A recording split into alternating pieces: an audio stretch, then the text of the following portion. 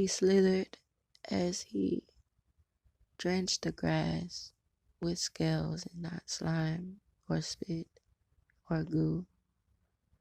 He wasn't damaged. He wasn't hurt from another animal that was trying to escape into a forest hole or a nest or a creeping crawl somewhere hidden.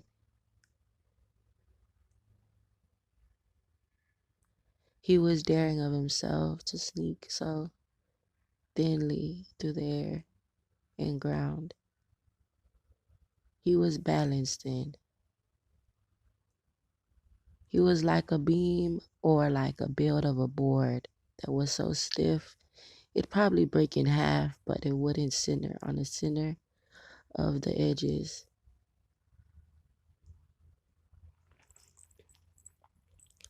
He kept to himself.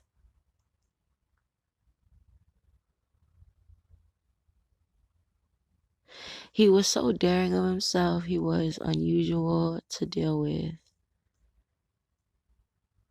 And he was uneven. He couldn't say nothing much, and he wouldn't dare say nothing less, but he wouldn't say nothing at all. I don't know whether he fall in love one day or if he would just rather be lonesome and draw his card and play a card game by himself. What all there was to perfect, I don't know. He was perfection in his own way, decaying at his teeth. He had bright eyes, and I think his other attractive side was on similarities. It was like a fearful love that they couldn't collide or fall into the same jar of water because they'd poison each other. He gave a smell off that was strong and firm, and it was just sweat. He couldn't hold himself up much, but he always tempted to linger and slouch. He'd draw his legs close, and he was real stiff. I told him one day, I told him don't dare, and I dare do. He said, oh no, I dare not do that.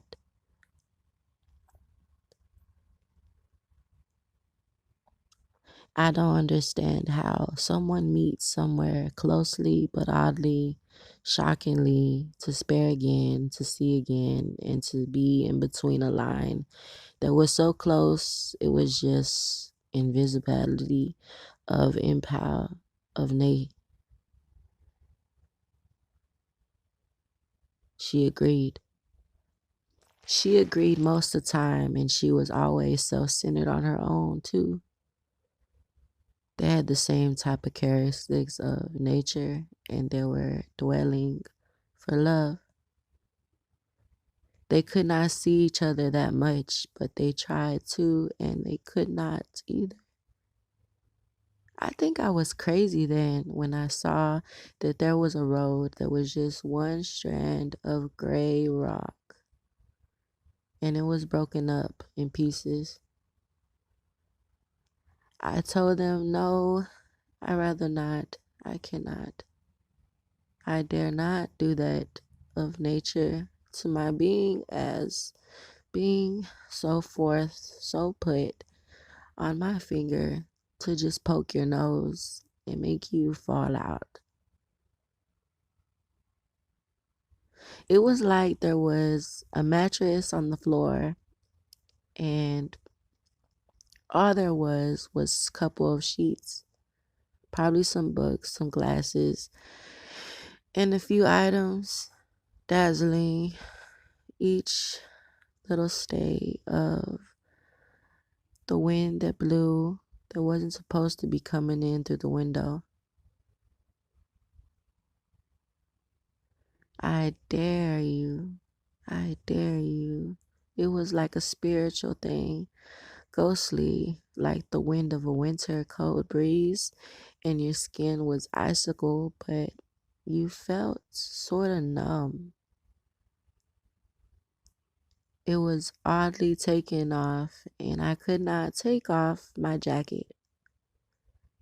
My jacket was lingering on my body, dwelling on me like everything I had covered up inside. My emotions. My emotions were drawing near. My emotions were drawing so near that I tried again to step firmly down and catch my step like a breeze of blowing in air and breathing out so unfairly. It was straight boredom. Straight boredom. Couldn't relax. Always agitated of being associated with a psychopath of a thoughtful mind that is bouncing on beams of beans, and it's just like they scatter all the time. So he looked at her, and she never noticed him. And he followed her, and she never noticed him. And he walked behind her and tried to grab her one day, and she almost hit his shoulder.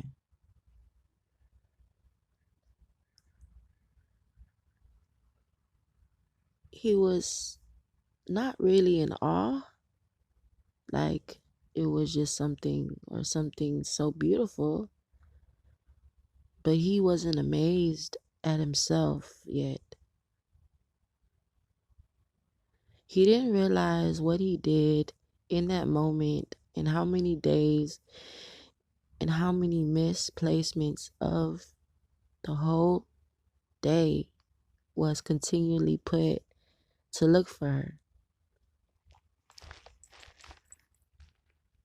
She wasn't really depressed, saddened, or uninvolved with herself. She was just sort of like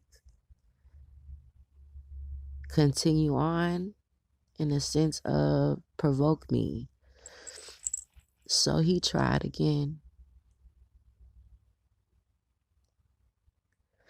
He tried again, and in the time that he tried again, he was trying to find himself a way of saying something beautiful, and he didn't try too hard, but he should have tried lesser. So he spoke in the mirror. He looked at him oddly. He went to the restroom, turned on the light, was dazzling, and flipped over. He spun on his toe, basically. He spun on his toe and he looked at himself and he was like, I could not be who that is. He said that to himself, but it wasn't even spoken in his mind. That he looked at himself and he continually smiled.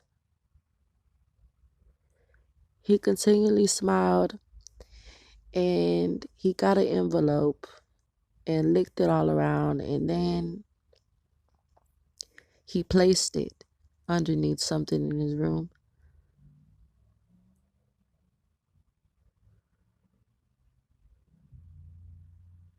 He had been saving something, and he had been saving it for a while. There were a few items of his on his dresser. He had a wallet. He had a few notes, a few bills, a razor. He had a couple of dice, a cup, and probably, let's see, something that he forgot about. and he couldn't leave alone. It was probably what you think, but we won't say. Anywho, she dazzled at him. She dazzled at him one day after the day he met her. And then she wasn't really addressed to him as so. She thought she just had a day where she was in suspense of nothing to happen. So she was accustomed to herself in that attribute. She was accustomed to herself that she couldn't like be provoked, but she was trying to get provoked off of something. She was like living, basically. In her standpoint, she was living. She was living and minding her business.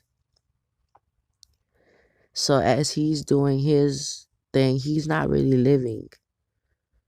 He's chasing after her as a free spirit. He's in his mind all the time, dazzling himself.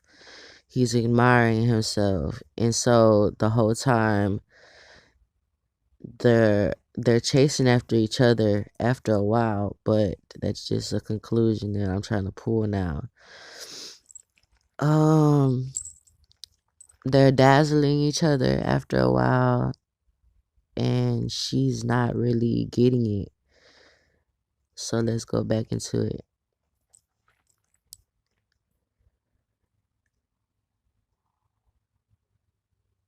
She had always been to a washateria. The washateria was always full.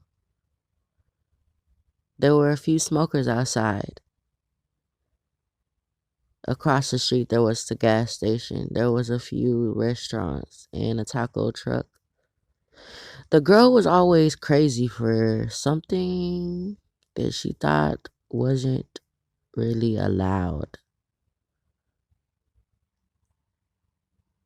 She walked firmly and stumped as she walked, and she dragged her leg most of the time, and she was unaware of herself all the days that she woke up. She was in a daze, basically dazing. She was dazing and dazzling of herself. She was so unaware and unaccustomed to herself that she was always dressed the best if she could, even in rags.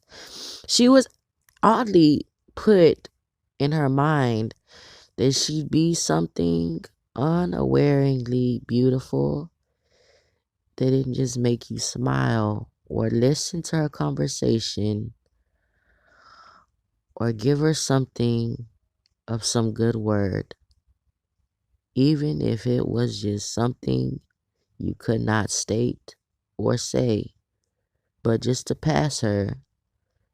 She walked as so around people and gasped and gazed and lasted and last.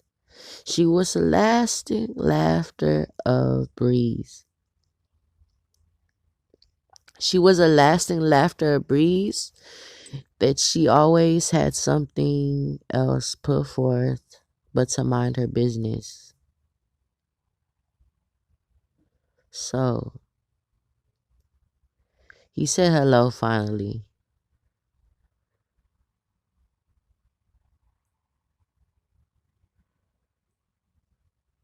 She said hello too. But she didn't say anything. She just nodded her head and smiled a grin. He was so stupid in love that she walked away from her basket of laundry and he picked up something and took it.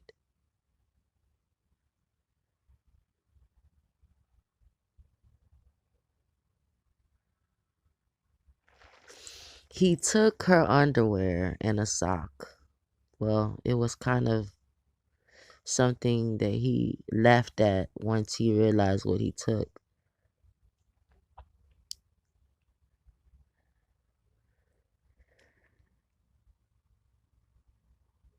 It was weird because the whole time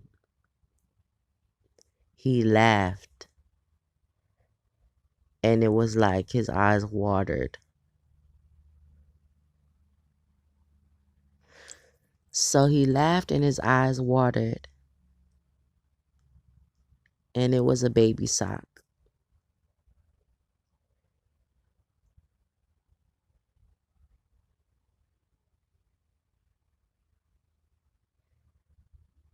So the baby sock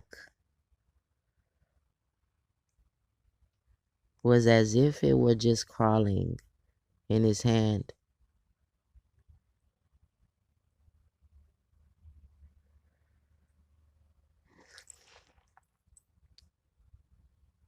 He said, I cannot do this. Why did I do this? Why did I do this to this woman that I do not know? Why do I have this in my hand? And he kept on playing with himself in his head, judging himself. Did I do the right thing? Am I not doing the right thing? Should I still look for her? She came back from the basket and she was so in tune with herself. She was so in tune with herself. She just continued doing her clothes. And he walked past her again and again. And I think for some reason she had caught him and he didn't have clothes when he walked out. And when she came to the corner of the washateria platform that held a gumball machine and little toys to pick from, she realized he bought a toy, or she was thinking to herself, was that why you were here? And she laughed. She laughed so hard, she could not settle herself down.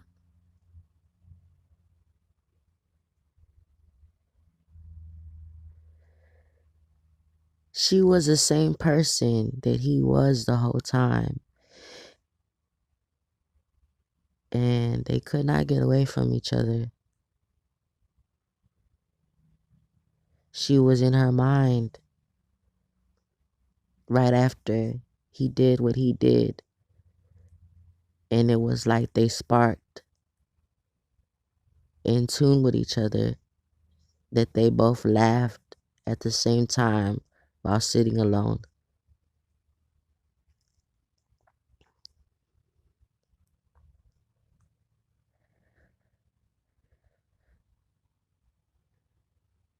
They both told each other, I miss you. I miss you. And then she didn't know where he was.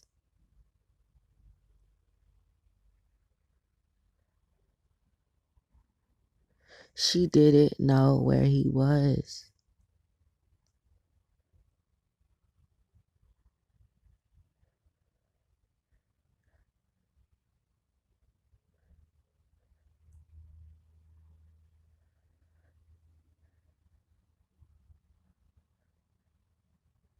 But every time she went to the washateria, she'd get a gumball from the gumball machine.